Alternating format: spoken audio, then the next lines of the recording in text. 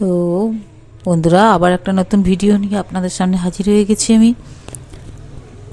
তো আজকে বিষয়বস্তুটা খুব ইন্টারেস্টিং হতে চলেছে। তো আজকে যেই টপিক নিয়ে আলোচনা করব সেটা হচ্ছে মনের শক্তি। আমাদের মনে যে কি অসীম ক্ষমতা আছে সেই ক্ষমতার সম্পর্কে আজকে বলবো আমি। তো আমাদের যে একাদশ ইন্দ্রিয় দিয়েই ঈশ্বর আমাদের দেহটাকে তৈরি করেছে, তার মধ্যে মন কিন্তু প্রধান। আচ্ছা, এই গুরুত্বপূর্ণ বিষয়টা বলার আগে আমি গুরু প্রণাম করে নিই। ওং অখণ্ড মণ্ডলাকারং ব্যাপ্তং যেন চরাচরম তৎপদং দুষ্টিতং যেন তস্मै শ্রী গুরবে নমঃ। গুরু ব্রহ্মা গুরু বিষ্ণু গুরুদেব মহেশ্বর গুরুরেব পরম ব্রহ্ম তস্मै শ্রী গুরবে নমঃ। বাঞ্ছাকল্পতরুভ্যশ্চ কৃপা সিন্ধুভ্যৈ বচপতিতানাং পাবনেভ্যো বৈষ্ণবেভ্যো নমো নমঃ। অনন্ত কোটি সাধুগুরু বৈষ্ণব এবং বৈষ্ণব গোসাইয়ের চরণে দণ্ডবত প্রণাম জানিয়ে আমি আমার অনুষ্ঠান শুরু করছি। তো আজকে যে টপিকটা নিয়ে বলতে চলেছি, তো সেটা হচ্ছে আমাদের মনের শক্তি। তা আমাদের ভগবান একাদশ ইন্দ্রিয় দিয়ে আমাদের দেহটাকে তৈরি করেছে, তার মধ্যে মন কিন্তু প্রধান। তো এই মনকে বশ করাও কিন্তু বেশ কঠিন। অনেক কৌশল অবলম্বন করে তবে তাকে কিন্তু বশ করতে হয়। তো শ্রীকৃষ্ণ গীতায় বলেছেন কি, এই মনই আমাদের বন্ধু, আবার এই মনই আমাদের শত্রু। অর্থাৎ মনকে যদি আমাদের বশে এনে ওকে দিয়ে সাধনা করাই, তাহলে সে আমাকে সাধনাতে সাহায্য করবে, তখন মন আমাদের বন্ধু হয়ে যাবে। আবার যখন সেই মনকে কোনো খারাপ কাজে লাগাই, তখন সেই কাজই কিন্তু করবে মন। তখন ওই মনই আমাদের শত্রু হয়ে যাবে, অর্থাৎ আমাদেরকে মন অধঃপতনের দিকে নিয়ে যাবে, অর্থাৎ আমরা যেটা চাইছি সেটাই হবে।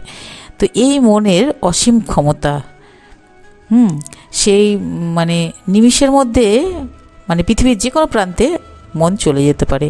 তো এই মনকে যে কোনো কাজে লাগিয়ে যে কোনো কাজই কিন্তু আমরা করাতে পারি।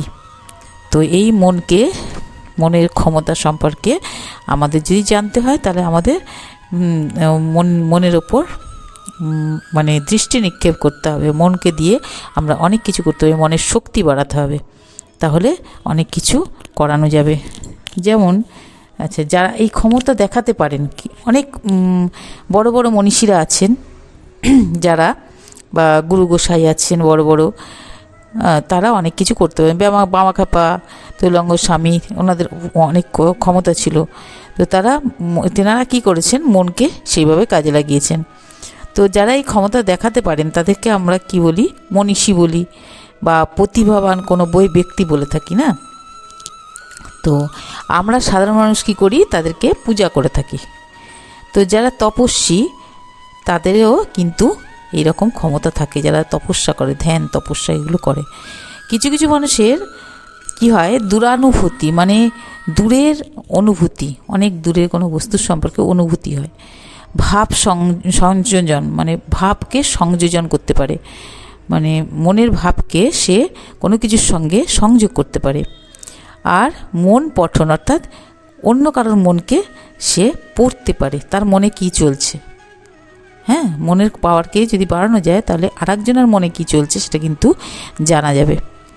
তা দূরশ্রবণ, দূরের কোনো জিনিসকে শ্রবণ করতে পারে, শুনতে পারে। দূরদর্শন, দর্শন করতে পারে, দূরের কোনো জিনিসকে দর্শন করতে পারে। এই মনকে কাজে লাগিয়ে, এই মনের শক্তি বাড়িয়ে, তো এই সমস্ত কিন্তু কিছু মানুষের ক্ষমতা থাকে।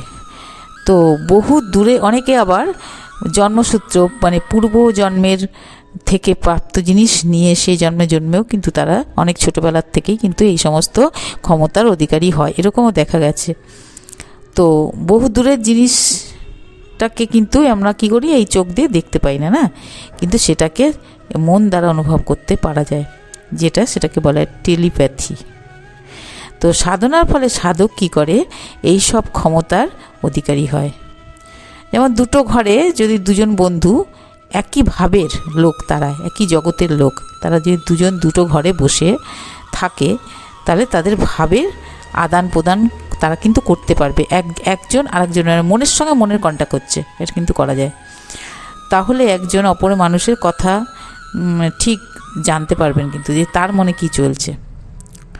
তো 3টে স্তর আছে।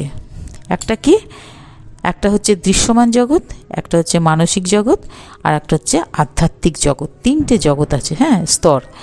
যদি কেউ ইউরোপে থাকে তো ভারতবর্ষ বসে কিন্তু মনের দ্বারা তার সঙ্গে সেই ইউরোপের সঙ্গে মানে যে বসে রয়েছে তার সঙ্গে কিন্তু ভাবের আদান প্রদান করতে পারে।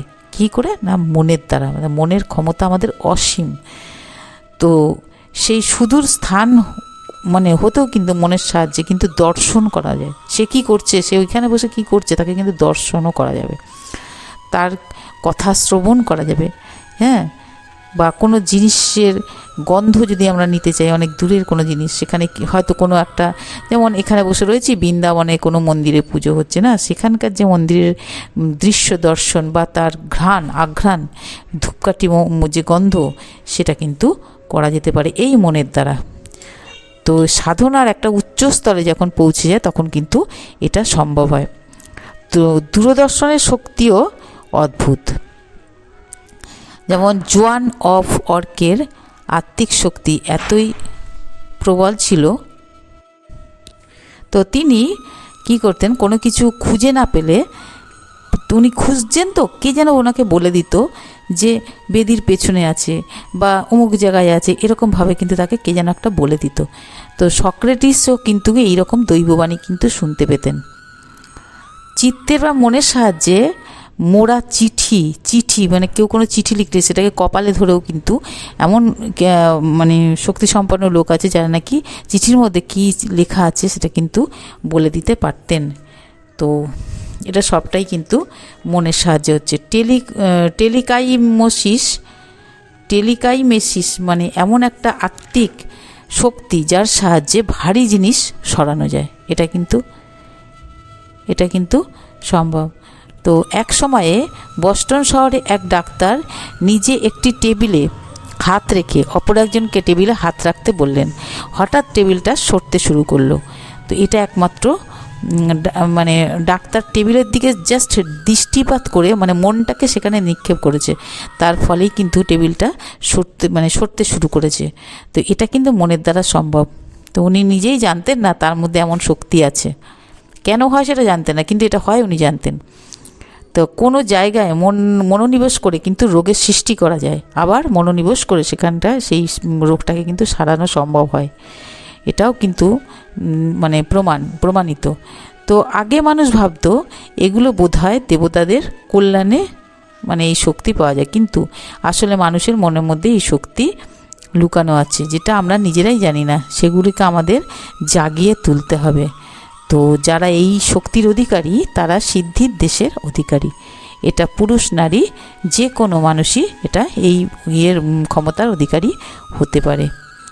তো আমরা সবাই চেষ্টা করব যাতে আমরাও সেই ক্ষমতা অর্জন করতে পারি, আমাদের মনকে শক্তিশালী করতে পারি। সেই জন্য আমরাও চেষ্টা করব, সাধনা করব, মনের উপর দৃষ্টি নিক্ষেপ করে আমরা কিছু করতে পারি কিনা সেটা। তো আজকে এটাই ছিল বলার বিষয়বস্তু। যারা আমার এই ভিডিওগুলো দেখেন তারা লাইক শেয়ার কমেন্ট করে আমার পাশে থাকবেন। যারা এখনও পর্যন্ত চ্যানেলটা সাবস্ক্রাইব করেননি তারা সাবস্ক্রাইব করে লাইক শেয়ার কমেন্ট করে আমার পাশে থাকবেন নতুন আরও ভিডিও পাওয়ার জন্য।